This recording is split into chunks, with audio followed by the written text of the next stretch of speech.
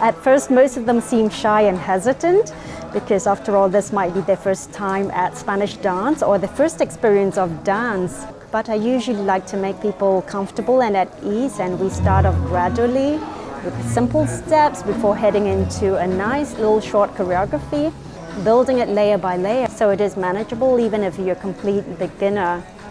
The ice gets broken not at the start, but when I tell them, okay, I've demonstrated it and now it's over to you to do it. And that's when you see the nervous laughter, people looking around as if to say, help.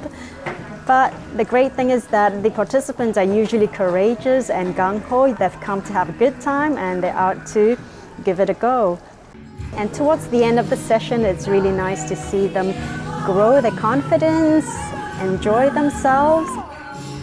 And that's really satisfying for me because I want everybody to have a great time and to know that everyone can dance. So if you've been wanting to try Spanish dance, do head down to the Esplanade for the Footwork series I'll be conducting as part of Dance Festival.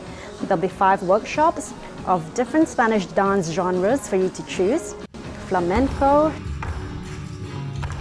Spanish dance for relaxation, and here's where you'll find out that Spanish dance isn't all about stomping. You can relax and enjoy beautiful music as well.